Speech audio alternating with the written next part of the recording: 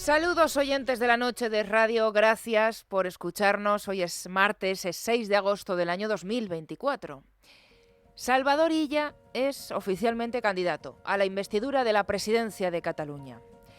El presidente separatista del Parlamento, Josep Rull, ya se ha reunido hoy con todos los grupos parlamentarios para fijar la fecha del debate el jueves, día 8, a las 10 de la mañana. Es la elección de Rull para la celebración de este debate de investidura, pero será mañana cuando la Diputación Permanente de la Cámara confirme ese calendario. Hoy ha sido también un día de despedidas en Cataluña, la del presidente en funciones, el separatista Pere Aragonès, que abandona la primera línea política, la primera víctima de la noche electoral del 12 de mayo en Cataluña. Por lo demás, bueno, pues lo que vaya a hacer el fugado sigue siendo una incógnita, pero esta mañana su partido, Junts, ha anunciado que va a solicitar la suspensión del pleno de investidura si Puigdemont es detenido. Esto lo han dicho después de que Esquerra haya confirmado que sí, que van a ir hasta el final con su apoyo a Salvador Illa, aunque el expresidente catalán fugado salga detenido del Parlamento. Lo ha dicho la portavoz Raquel Sans en la SER. Desde el punto de vista político del acuerdo al cual ha llegado la militancia de Esquerra Republicana, ninguno. Cuando hicimos la consulta a la militancia teníamos este escenario sobre la mesa, con lo cual también fue un elemento que la militancia a la hora de votar sospechó antes de decidir un sí o un no, con lo cual no cambia nada. Luego Marta Vilalta, que también es portavoz parlamentaria de Esquerra, ha dicho que, bueno, hombre, que si detienen a Puigdemont, pues ellos apoyarían detener la sesión parlamentaria, pero después retomarla lo antes posible, un poco. El titular no es de hoy, el titular es de hace 4 semanas y es del diario El País. Esquerra afronta la pérdida de más de 330 cargos públicos si deja el gobierno catalán. Secretarios, directores generales, jefes de comunicación, de gabinetes, asesores, cargos públicos, sueldos públicos, cuya continuidad, la de muchos de ellos, también formarían parte de ese acuerdo con el PSC para investir a Salvador Illa. No olvidemos que Esquerra ya forma parte también del gobierno de la Diputación de Barcelona, que preside también en este caso el PSC, con los comunes. Es la tercera institución más importante de Cataluña. Diputación que controla este año un presupuesto de 1.240 millones de euros, que eso es un 14% más todavía que el año pasado. Es la Diputación con el mayor presupuesto de toda España y con unos sueldos para sus cargos públicos, asesores, puestos de confianza, etcétera, pues de lo más jugosos.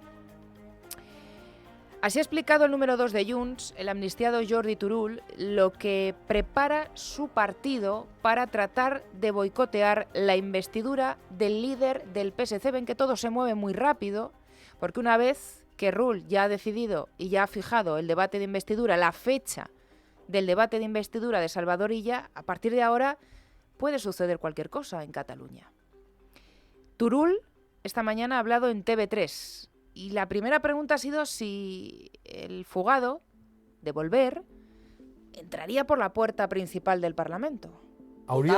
Debería entrar por la puerta principal del Parlamento, pero yo insisto en que nosotros no daremos ningún detalle de lo que sabemos o no sabemos, precisamente porque la intención, como alguno malintencionadamente ha dicho, el presidente Puigdemont viene aquí a dejarse detener. No, el presidente Puigdemont no viene aquí a dejarse detener. El presidente Puigdemont viene a ejercer sus derechos como diputado electo por el pueblo de Cataluña. Y por tanto, si comenzamos a decir entrará por esta puerta o a esta hora, etcétera, pues evidentemente sí que entonces sería viene a ponerlo fácil para que le puedan detener. Y evidentemente que si Junts, su referente, su cabeza de lista, su diputado es detenido y no puede participar en el pleno del Parlamento, nosotros pediremos que ese pleno no se produzca, porque no se puede producir en unas condiciones de normalidad, porque hay un diputado que habrá sido detenido. Un diputado que habrá estado detingut. Siempre hay que leer a Fernando Lázaro. En el diario El Mundo siempre hay que hacerlo, pero hoy especialmente porque nos da una de las claves que todos, es verdad, estábamos pasando por alto cuando planteamos esos dos posibles escenarios que se abren a partir de ahora si el fugado finalmente es verdad que se atreve a volver a España esta semana para estar presente el jueves en ese debate de investidura. El primero es dejarse detener para ser conducido al Supremo, comparecer ante el juez instructor, Pablo Llarena, que bueno, sería de regresar de sus vacaciones quien le comunicará su procesamiento en la causa del 1 de octubre. Y el segundo escenario, conseguir entrar en el Parlamento sin ser detenido y encerrarse en el interior de la Cámara. La Cámara es inviolable, es lo que dice el artículo 55.3 del Estatuto de Autonomía. De ahí también, bueno, pues todo el mensaje que están difundiendo en estas últimas horas desde su partido, desde Junts, respecto a cómo pueden ser esas horas previas al inicio del debate el jueves. Pero, ¿cómo es posible que tratándose de un fugado, de un prófugo de la justicia, que hace 7 años comprometió la estabilidad de todo un país, liderando un golpe en el Parlamento autonómico y que dice que si regresa es para acabar lo que dejó a medias, ¿cómo es posible que pueda estar planteándose a esta hora que, del mismo modo que se fugó sin que nadie lo evitase hace 7 años, ahora podría entrar en la Cámara catalana y atrincherarse sin que absolutamente nadie se entere? Pues por eso les decimos que hay que leer hoy a Fernando Lázaro en el diario El Mundo, información que firma, por cierto, también con la compañera Marina Pina. Fernando Lázaro, buenas tardes. ¿Qué tal? Buenas tardes, Esmeralda. Nosotros, como tenemos enchufe, pues además de leerte, podemos escucharte también aquí en este programa. Bueno, la respuesta, Fernando, la respuesta es sencilla. Lo destacáis en vuestra información. Puigdemont se puede permitir trazar un plan de vuelta burlando la seguridad del Estado porque el Gobierno es que ya no le considera un peligro y el CNI, nuestros servicios de inteligencia, aquí ya no pintan nada, Fernando. Bueno, es que es terrible, pero es así, poco a poco y en forma de goteo esta administración, la administración Sánchez, ha ido quitando competencias en el ámbito de la investigación y de la inteligencia al Centro Nacional de Inteligencia, en este caso, para seguir los movimientos de los independentistas, rupturistas, golpistas. Porque claro, no nos olvidemos, esta gente está condenada por haber intentado dar un golpe de Estado en España y además advierten que lo van a volver a dar. Entonces, en una situación normal, antes de que Pedro Sánchez sacara el independentismo de la Directiva de Seguridad Nacional del CNI, pues los espías, que es como se les denomina a estos agentes, hubieran estado pues controlándole en Waterloo, cualquier tipo de movimiento, hubieran tenido una autorización judicial probablemente para tener el teléfono pinchado y para saber los movimientos que hubiera estado pergeñando para volver, y ahora mismo con este gobierno y con esta dirección el CNI está atado de pies y manos y ha tenido que hacerse pues eso, el quitarse de en medio, o sea, se ha tenido que desmarcar obligatoriamente de un seguimiento a este personaje, con lo cual la parte de inteligencia de la seguridad del Estado pues no está encima del personaje y no tiene información de cómo puede llegar.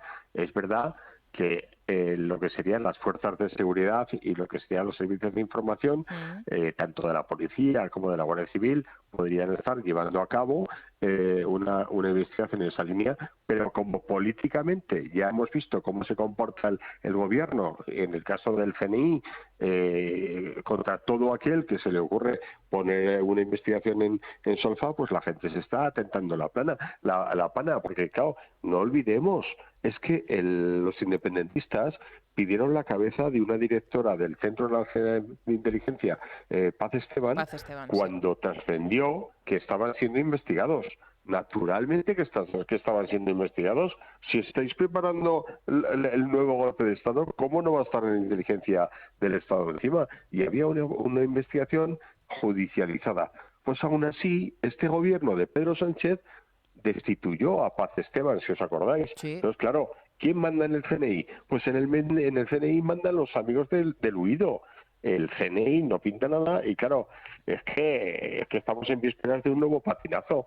Hubo un patinazo cuando ya se fugó en un maletero. Hubo un patinazo también de la seguridad del Estado cuando nos colaron las urnas y no las detectamos para esa falsa votación. Uh-huh. Y ahora, pues a lo mejor entra y va directamente al Parlamento. En ese caso, si entra y va directo al Parlamento, yo mi apuesta personal es que es con el visto bueno de Moncloa.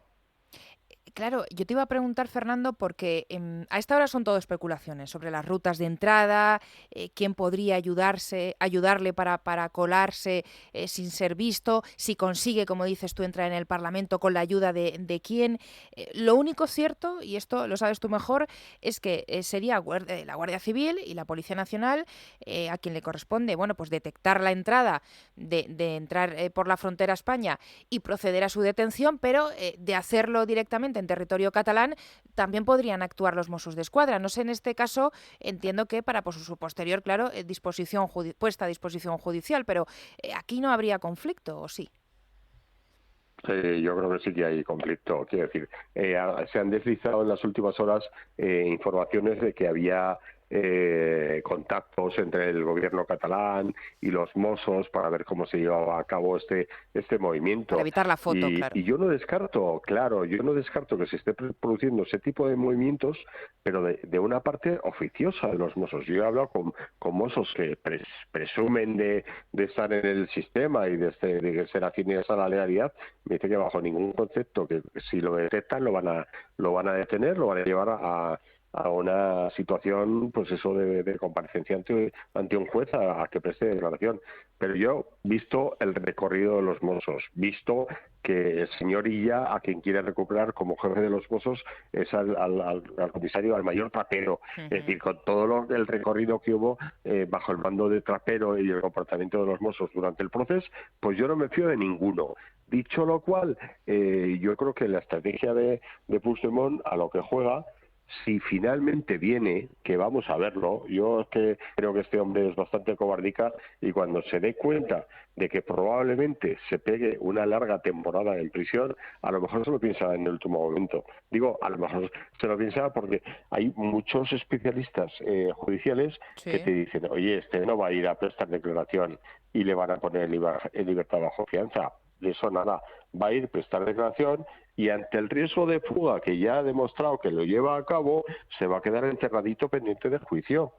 Solo lo podría sacar un movimiento de indulto, pero el indulto él no lo quiere, porque el indulto sería reconocer el comportamiento delictivo que ha tenido.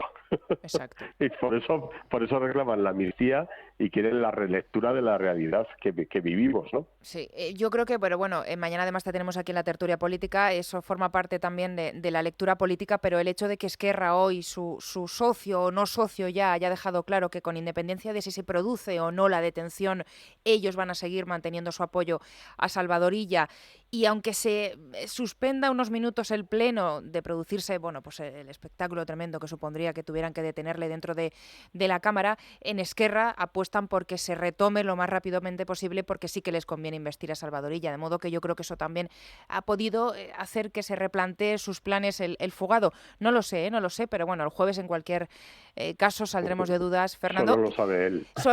Solo lo sabe él y nosotros solo podemos especular, pero bueno, aquí estamos también para leer un poco los movimientos y lo que deslizan, al menos desde su entorno, en estas últimas horas. Fernando, muchas gracias, como siempre. Mañana te vemos en la tertulia. Un abrazo. Todos. Gracias. Hasta luego. Don José María Macías, magistrado del Tribunal Constitucional. Muy buenas tardes, bienvenido. Buenas tardes, doña Esmeralda. Nos dijo antes de jurar su nuevo cargo ante el rey, además hace hoy una semana, que seguiría atendiendo a los medios y, oye, ha cumplido su palabra y nosotros se lo agradecemos, señor Macías.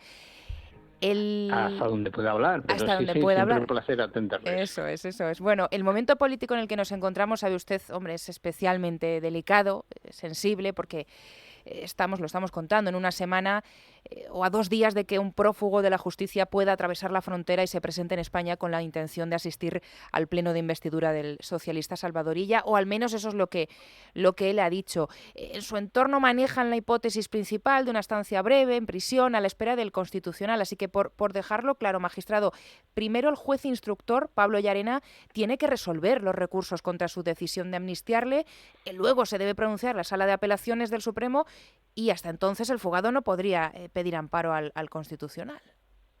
¡Viva la gente que empieza grabándose en su salón con un neón en la pared, hablando de lo que les da la gana y acaban recorriéndose toda España llenando teatros allá por donde van con su podcast! Si es que esa gente se merece hasta un besito en la frente, porque por suerte hay gente que cree en una conexión más bonita, más Yoigo. ¡Viva la gente! Yoigo. Vamos a ver, la regla común general, no la regla común general, o sea, la regla necesaria para llegar al amparo es que deben agotarse las vías judiciales previas. Mientras las vías judiciales previas no se agotan, no cabe la posibilidad de un amparo. Si eso se produce, pues estaríamos ante un amparo prematuro. Ahora bien, con esto no anticipo circunstancias varias sobre cuáles pueden ser los actos a recurrir. Eso ya lo tienen que definir los recurrentes y a la vista de lo que sea que se recurra, pues entonces se adoptará una decisión por el tribunal en cuanto a admitir o no admitir un recurso de amparo. Pero primero tendría que verse qué es lo que se recurre y entonces sería cuando el tribunal decidiría si el recurso de amparo es o no prematuro. Y ahora lo que me plantea pues es una hipótesis general. Bueno, hay una orden de prisión, hay un recurso frente a esa orden, hay una sucesión de recursos para agotarlo, pero no sé si se puede llegar a plantear por los recurrentes recurrir otras cosas, entonces se tendría que ver.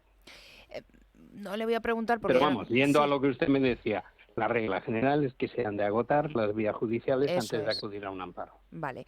No le voy a preguntar porque es verdad que ya lo intenté cuando se produjo su nombramiento por la posición que adoptará usted cuando llegue la ley de amnistía al Constitucional. Usted ya nos lo dejó claro y, hombre, es verdad y eso le honra que un magistrado fiable no avanza lo que va a hacer, pero sí que le voy a pedir que escuche estas declaraciones. Son del presidente del Gobierno la semana pasada.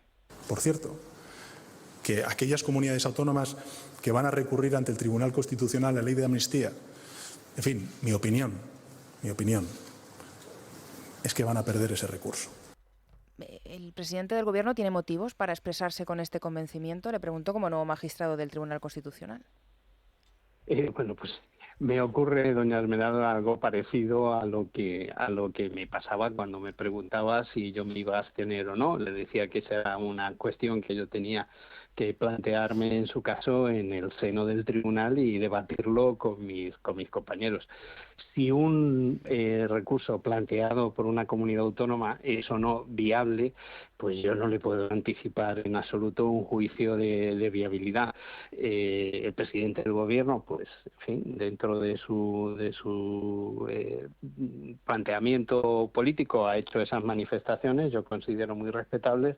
El tribunal decidirá si lo que él está diciendo es correcto o no, pero eso lo decidirá el tribunal en su momento. Yo no le puedo anticipar el juicio que en su caso mantendría en la deliberación del tribunal. Bueno, ya me ha respondido. Cuando le decía al principio que estábamos ante un momento especialmente delicado en lo político, pues también lo estamos en un momento crítico en términos constitucionales y decisiones como las que ha tomado en estas últimas semanas, y avanzamos un poquito más, el Tribunal Constitucional, desde luego, nos hace desconfiar todavía un poquito más. Y ya me refiero, magistrado, al caso de los ERE y la controversia que ha generado en la opinión pública, o más bien la estupefacción que ha supuesto que se hayan anulado sentencias dictadas por la Audiencia Provincial de Sevilla, sentencias ratificadas por el Tribunal Supremo. ¿Entiende usted que estas actuaciones hayan provocado que se empiece a considerar al Tribunal Constitucional como un tribunal corrector de sentencias?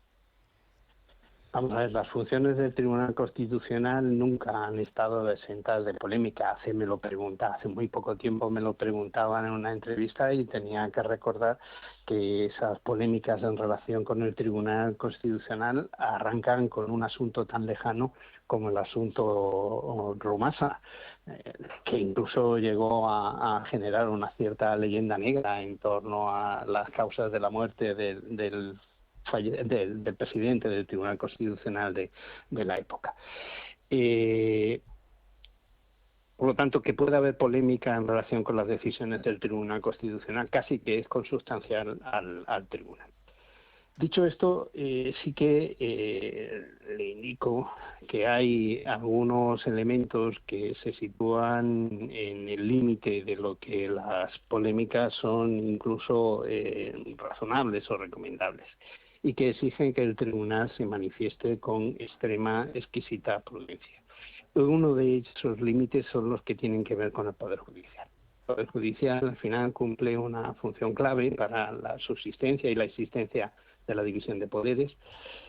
A él le corresponde llevar a cabo el control de la actuación de los poderes públicos, precisamente para asegurar la efectividad de la división de poderes y del Estado de Derecho. Y dejar sin efecto sus decisiones es algo que está al alcance del Tribunal Constitucional, pero insisto que debe llevarse a cabo con exquisita prudencia. Hay que tener en cuenta que el Tribunal Constitucional, sus miembros, nosotros, los magistrados, nos debemos a una designación estrictamente política. Eso no es ni anómalo ni es extraño dentro del contexto europeo. Los tribunales constitucionales se eligen de esa manera. Pero eso no excluye, al revés, refuerza lo que estoy diciendo en cuanto a la necesidad de ser estrictamente prudentes cuando se trata de dejar sin efecto una decisión de un tribunal.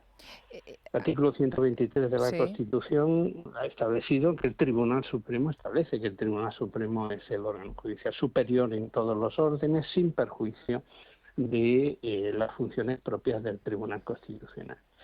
Y precisamente porque es el órgano superior, dejar sin efecto una decisión del Tribunal Supremo es algo que debe llevarse a cabo en situaciones muy límite y insisto en emplear la palabra prudencia. Si eso es algo que se ha excedido o no en el caso de los seres, bueno, es una parte del tribunal ha considerado que no, otra parte del tribunal a través de sus votos particulares ha considerado que sí. Yo no he estado en esa deliberación, no puedo, por lo tanto, decir dónde hubiera estado yo, si en el lado de la mayoría o en el lado de la minoría, caso de haber participado en ella. Pero sí que puedo anticiparle que a futuro entiendo que es importante que las decisiones del tribunal se expliquen y que me tendrá para explicarme las decisiones en las que participe.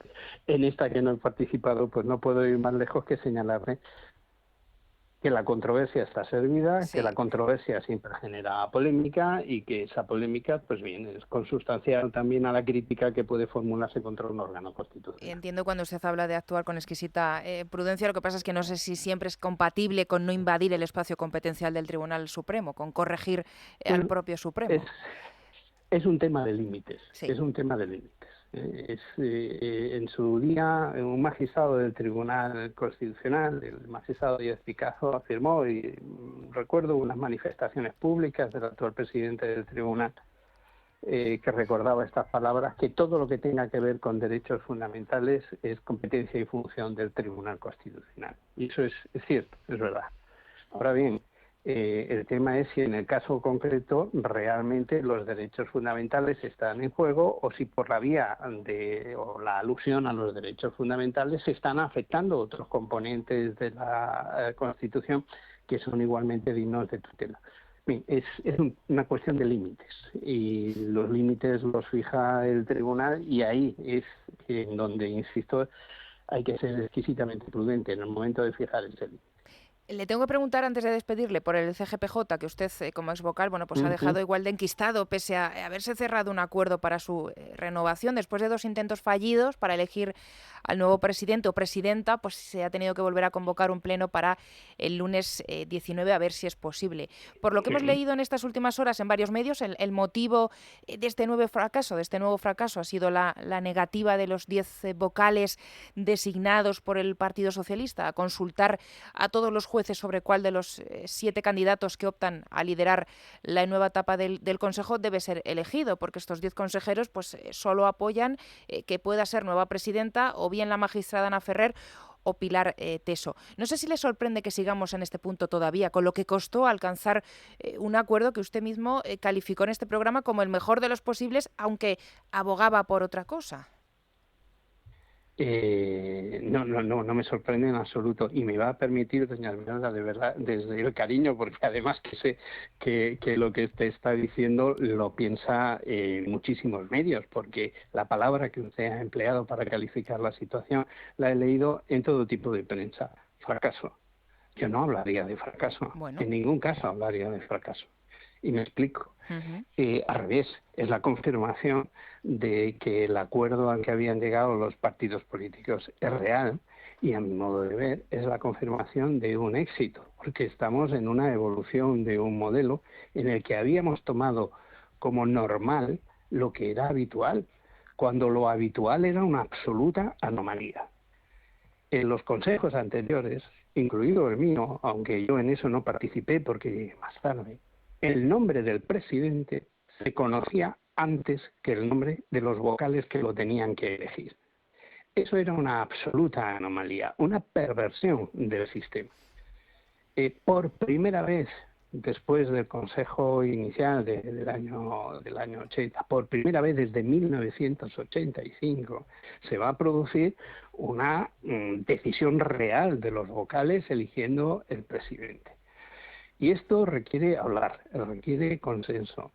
Los limitados días que marca la Ley Orgánica del Poder Judicial entre el 3er y el 7º día para alcanzar una mayoría hipercualificada de 3/5, yo creo que esta es expresión de la propia ley que ni en la ley se creía en el sistema, y que daban por sentado que una decisión tan compleja como elegir quién es el presidente se podía producir sin más, porque en realidad los vocales no elegían nada, les venía dado de antes. Por eso digo que ahora estemos sin presidente es manifestación de la realidad de que se está aplicando correctamente el sistema. Otra cosa es que llegar a mayorías de 3/5 es difícil, que no se puede llegar en 4 días, sobre todo con gente que no se conoce, que no ha negociado antes, y que de buenas a primeras la decisión más complicada que va a tener que adoptar este Consejo la tienen que adoptar el primer día. Hay que dejar espacio y van a tener que buscar fórmulas imaginativas para ser capaces de superar las situaciones de impasse, porque 10-10 es muy complicado si uno no cede llegar a determinados acuerdos. La manera de no ceder, por ejemplo, es esa fórmula que se ha propuesto, que a mí me parece exquisita, no vincula, pero me parece exquisita, que si se está aludiendo a la mayor representatividad de los candidatos, hombre, pues que sean los representados los que se manifiesten. Y se le puede consultar a la carrera judicial, se le pueden consultar a todos los jueces y juezas de este país qué es lo que le parece mejor. Con esa opinión es posible que los vocales puedan seguir avanzando. A mí esta propuesta me parece ideal.